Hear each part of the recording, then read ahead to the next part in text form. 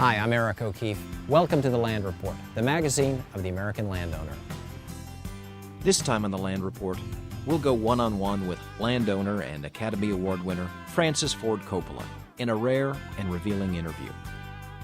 In today's Market Report, we'll hit the road and take a close look at the investment opportunities in one of the strongest markets in the country, Alabama. We'll also go off-road to test drive the new lineup of Kubota's compact tractors. We'll journey to the Texas Panhandle for a Land Report exclusive, a private tour of one of the finest hunting properties in the nation, the Mesa Vista Ranch, home of T. Boone Pickens, and our cover story for this issue. All that and more, this time on The Land Report.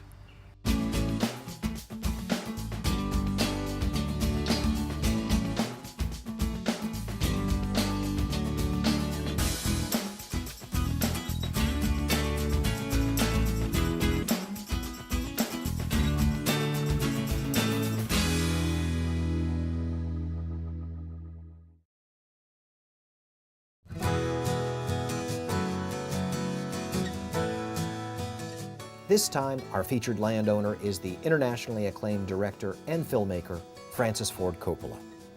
Millions of moviegoers around the world know him from such classics as The Godfather series and Apocalypse Now.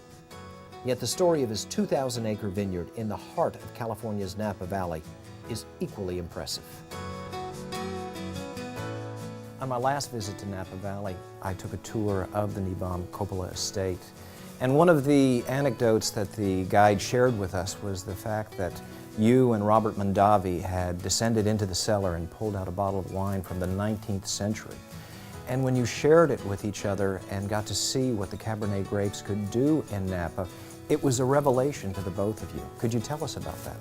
Everything you've said is exactly what happened.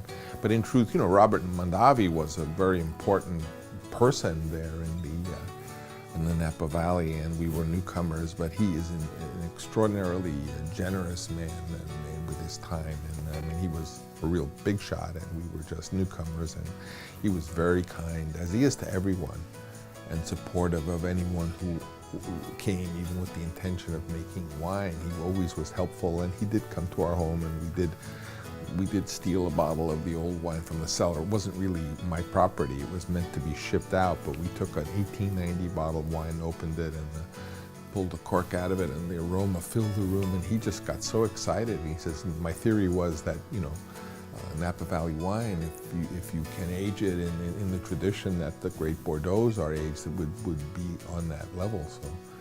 So it was validating, and the whole idea of that one day we were capable of making truly great wine.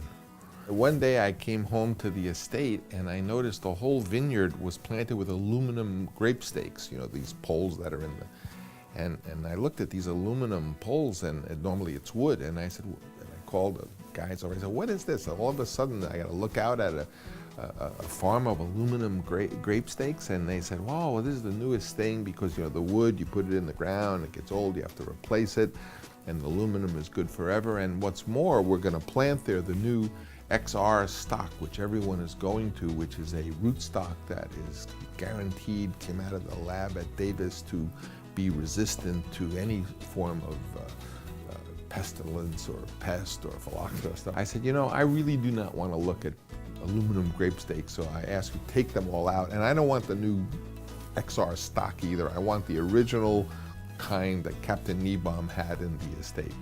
So, they all, this guy's a wacko, so they pulled out all the grape stakes, and they pulled out all the XR and planted it with the original ones. And it turned out that stock that they had all used was, in fact, vulnerable to phylloxera, and all of the Napa Valley got vineyard after vineyard, large amounts of acreage all got phylloxera, but we didn't because of the aluminum grape stakes, which I could see. So that's how sometimes being a little bit of a fanatic can save you multi-millions of dollars. That's one of my problems. I go off to make a film, and some executive makes a decision, and then I have to get the burden of it, even though they may be long gone. That's one of the tricky things of managing a company, is you're responsible for everything that everybody else does. Forget the headlines. Credit crisis, mortgage meltdown, Wall Street bailout.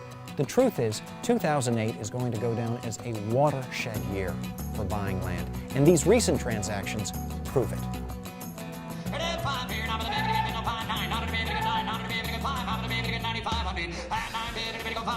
This November, at a 3-day auction, a standing room only crowd of buyers ponied up over $50 million to acquire more than 25,000 acres of hunting and timberland in Kentucky and Indiana.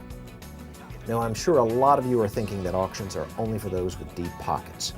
Nothing could be farther from the truth. For example, one 40-acre parcel sold for $78,000. Now, that's less than $2,000 an acre. There was an 80-acre parcel that went for $92,000.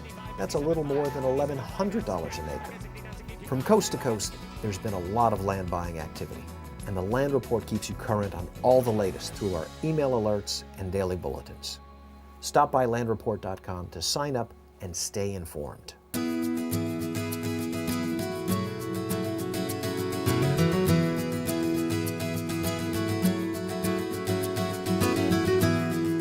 In our story today, I travel with legendary Texas oilman T. Boone Pickens to the Texas Panhandle in Roberts County, site of his Mesa Vista Ranch.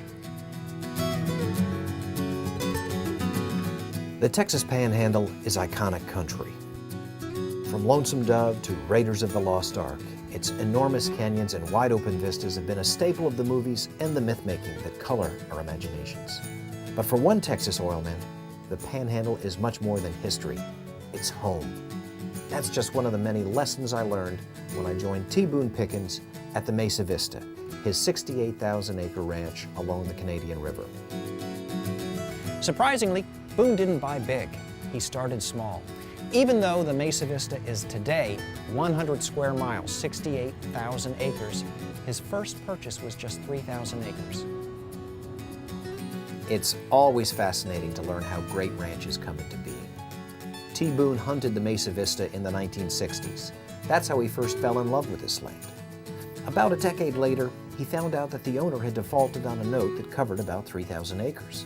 So instead of buying the ranch as most of us would and paying full sticker price, he agreed to acquire the note. And by doing so, he made the first of many acquisitions that would grow into the 100 square mile property he now calls home.